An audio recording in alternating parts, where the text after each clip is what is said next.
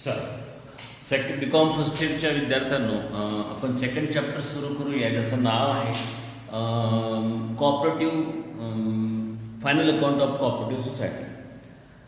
तो final account of cooperative society यह second chapter हमारा पहला चैप्टर कंप्लीट हुआ था, जिसमें अपन को final account of sole trader का किया था. तो ये जो है कोऑपरेटिव सोसाइटी और सोल ट्रेडर, इसमें ज़्यादा कोई डिफरेंस नहीं है. सिर्फ इसमें एक अकाउंट एडिशनल बढ़ जाएगा, एक अकाउंट एडिशनल वाढेल. त्याचं नाव आहे profit and loss appropriation account. यामध्ये सुद्धा final account of cooperative society. आता पहिले कोऑपरेटिव्ह सोसायटी म्हणजे काय ते समजून घ्या. सोल ट्रेडरमध्ये तुम्हाला माहीत असेल की एका व्यापाऱ्याचं एकच, ज्याच्यावर तो स्वतःच रिस्क घेतोय, स्वतःच कॅपिटल लावतो आणि होणारा त्या नफा बिझनेसमध्ये जो प्रॉफिट लॉस असेल तर त्याची रिस्क स्वतःचीच असते. तर तिच्यामध्ये त्या सोल ट्रेडरमध्ये त्याचं एकाच फक्त कॅपिटल असल्यामुळे तो सगळ्या त्या गोष्टीचा मालक असतो. परंतु कोऑपरेटिव्ह सोसायटीमध्ये असं नसते. या कोऑपरेटिव्ह सोसाइटी में क्या होता है कि मतलब जैसे 1 से लेके 20 तक तो लोगों का बिजनेस रहा, उसको अपन पार्टनरशिप बोलते हैं. लेकिन कोऑपरेटिव सोसाइटी में बहुत ज़्यादा लोग होते हैं, 20 से ज़्यादा, मतलब वो क्योंकि अपने शेयर्स इश्यू करते हैं. कोऑपरेटिव्ह सोसायटीचं खरं म्हणजे सहकार तत्वावर चालणारं ते एक इन्स्टिट्यूट आहे किंवा एक बिझनेस आहे, फर्म आहे की सगळ्या म्हणजे लोक एकत्र, समाजातील लोक येतात आणि आपलं भांडवल गोळा करून त्याच्या आधारावर मग ते आपला बिझनेस उभा करून तो त्या आधारे ते आपल्या त्या वस्तूंची म्हणजे प्रोडक्शन्स करून विक्री करतात आणि नफा कमवतात. फक्त एवढं की कोऑपरेटिव्ह सोसायटीमध्ये जास्तीत जास्त प्रॉफिट कमवण्याचा हा खूप उद्देश नसतो, कारण सहकार तत्वावर चाललेला असतो. म्हणजे म्हणूनच सहकार तत्वामध्ये की एकमेका सहाय्य गुरु अवघेर धरू सुपंथ असं त्याचं ते मूळ तत्व असते. किंवा हेल्प करून आपण सगळ्यांना कसं फायदा करता येईल, समाजामध्ये कसा फायदा करता येईल असं त्या सहकार सोसायटीचं तत्व असते. परंतु एक गोष्ट लक्षात घ्या की यामध्ये एक अकाउंट वाढतो ज्याचं नाव आहे profit and loss appropriation account. आता प्रॉफिट अँड लॉस ॲप्रोप्रिएशन अकाउंटमध्ये जसं पहिलं अकाउंट बनणार ट्रेडिंग किंवा मॅन्युफॅक्चर अकाउंट, दुसऱ्या नंबरचं अकाउंट बनणार प्रॉफिट अँड लॉस अकाउंट आणि तिसरं अकाउंट बनणार profit and loss appropriation account आणि चौथं अकाउंट बनणार बॅलन्स शीट. आता एक गोष्ट लक्षात घ्या की आपण सोल ट्रेडरमध्ये ट्रेडिंग अकाउंट शिकलो, प्रॉफिट अँड लॉस अकाउंट शिकलो आणि बॅलन्स शीट शिकलो. परंतु एक वाढलं ना याच्यामध्ये profit and loss appropriation account.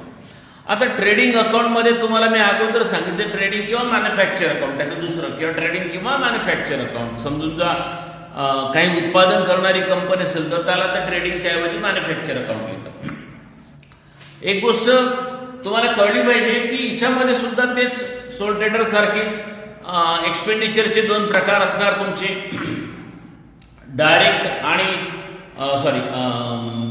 Capital आणि रेव्हेन्यू. कॅपिटल आणि रेव्हेन्यूमध्ये तर कॅपिटल एक्सपेंडिचर जे आहे ते आपले ॲसेट बनते, मग आपण सोल ट्रेडरमध्ये सांगितलं. परंतु रेव्हेन्यू एक्सपेंडिचरमध्ये 2 प्रकार येतात, एक डायरेक्ट आणि इनडायरेक्ट. डायरेक्ट एक्सपेंडिचर हे ट्रेडिंग अकाउंटच्या डेबिट बाजूला आणि इनडायरेक्ट रेव्हेन्यू एक्सपेंडिचर हे प्रॉफिट अँड लॉस अकाउंटच्या डेबिट बाजूला.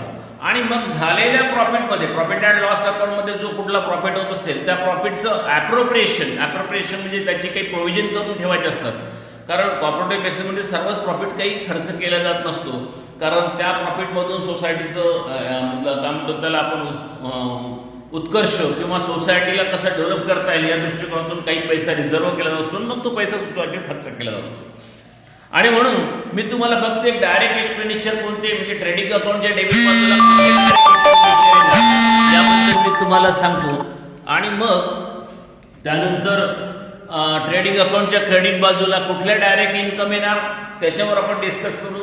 प्रॉफिट अँड लॉस अकाउंटच्या डेबिट बाजूला कुठले इनडायरेक्ट एक्सपेंडिचर येणार, इनडायरेक्ट रेव्हेन्यू एक्सपेंडिचर येणार त्याच्याबद्दल चर्चा करू. आणि प्रॉफिट अँड लॉस अकाउंटच्या क्रेडिट बाजूला कुठले पद येणार त्याच्याबद्दल चर्चा करू. आणि मग प्रॉफिट अँड ॲप्रोप्रिएशन अकाउंटमध्ये काय येतील आणि बॅलन्स शीटमध्ये. तर ट्रेडिंग अकाउंटच्या डेबिट बाजूला आपण सोल ट्रेडर सारखे तेच नेहमीच पद आहे. जसं बघा, डायरेक्ट रेव्हेन्यू एक्सपेंडिचर मध्ये ओपनिंग स्टॉक झालेला आहे, परचेस आहे, त्याच्यानंतर freight, carriage, octroi, custom duty, त्याच्यानंतर fuel, water, gas, electric, royalty, म्हणजे हे सर्व जे पद असतात जे रिलेटेड फॅक्टरीच्या संबंधी असतात ते सर्व पद ट्रेडिंग अकाउंटच्या डेबिट बाजूला येतात. आणि क्रेडिट बाजूला जे आहे ट्रेडिंग अकाउंटच्या, तो नेहमी सारखंच पहिले सेल्स येणार, त्याच्यानंतर क्लोजिंग स्टॉक येणार आणि मग बॅलन्स करणार. जर क्रेडिट बॅलन्स जास्त असेल म्हणजे क्रेडिटची बेरीज जास्त असेल तर त्याला प्रॉफिट म्हणणार, आणि डेबिटची बेरीज जास्त असेल तर त्याला ग्रॉस लॉस म्हणणार, ग्रॉस प्रॉफिट किंवा ग्रॉस लॉस. आणि मग हा झालेला ग्रॉस प्रॉफिट किंवा ग्रॉस लॉस आपण मग प्रॉफिट अँड लॉस अकाउंटच्या क्रेडिट बाजूला, म्हणजे प्रॉफिट झाल्यास क्रेडिट बाजूला ट्रान्सफर होतो आणि लॉस झाल्यास डेबिट बाजूला. त्यानंतर प्रॉफिट अँड लॉस अकाउंटच्या डेबिट बाजूला इनडायरेक्ट रेव्हेन्यू एक्सपेंडिचर कुठले कुठले येणार ते सांगून देतो. बघा, मी फटाफट सांगतो. जे indirect expenditure, indirect revenue expenditure जे ऑफिसच्या रिलेटेड असतात, ऑफिसच्या रिलेटेड एक्सपेंडिचर कुठले असतात, ऑफिस म्हणा किंवा सेल डिपार्टमेंटचे, ते सर्व डेबिट बाजूला येणार. तर बघा, पहिले सॅलरी झालं, त्याच्यानंतर इंटरेस्ट झालं, त्याच्यानंतर रेंट रेट्स झालं, त्याच्यानंतर प्रिंटिंग अँड स्टेशनरी आहे, पोस्टेज आहे, ऑडिट फीस आहे, डायरेक्टर फीस आहे, travelling expenditure, insurance, advertisement, miscellaneous expenditure, depreciation, bad debts आणि बॅड डेट रिझर्व, हे सर्व पद जे इनडायरेक्ट रेव्हेन्यू एक्सपेंडिचर आहे ते इकडे येणार. त्याच्यानंतर इन्कम जे आहे इनडायरेक्ट रेव्हेन्यू इन्कम ह्या क्रेडिट बाजूला येणार. Interest received, commission, dividend, share transfer fees आणि सेल ऑफ फॉर्म्स, हे सर्व ज्या इन्कम आहे त्या तुमच्या क्रेडिट बाजूला येणार प्रॉफिट अँड लॉस अकाउंटच्या.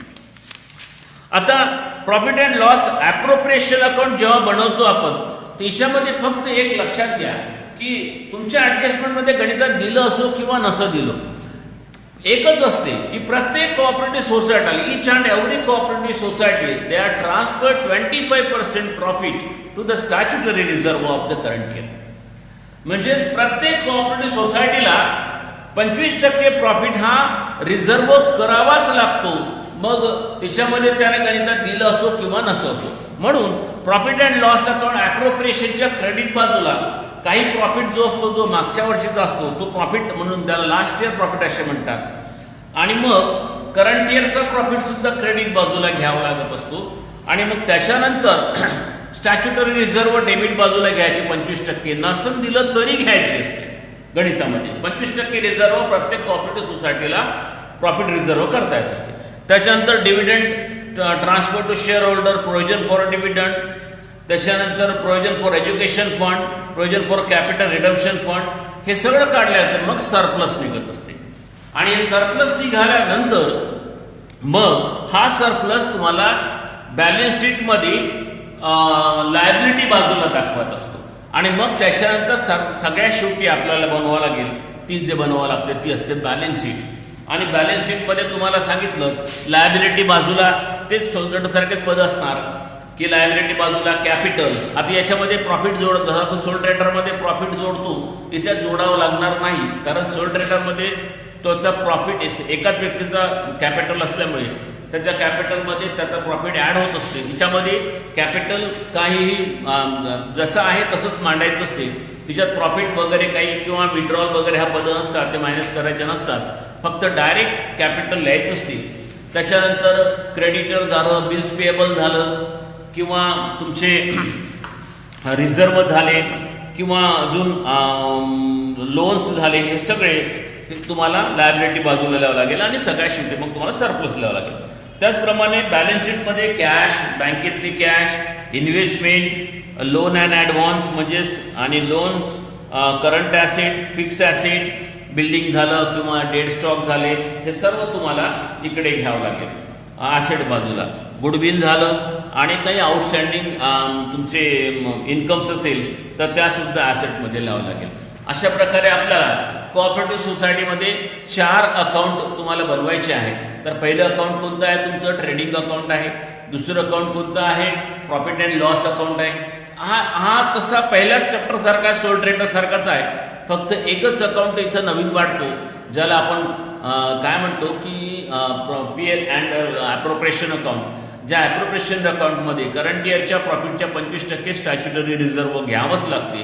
हे एक फक्त थोडंसं नवीन आहे याच्यामध्ये, म्हणजे असं. आणि म्हणून मी त्याचे या फायनल अकाउंटचे अजून 4-5 उदाहरणं घेऊ आणि मग हे चॅप्टर आपण संपवू. ओके, मी नेक्स्ट याच्यामध्ये पहिलं उदाहरण तुम्हाला सॉल्व्ह करू.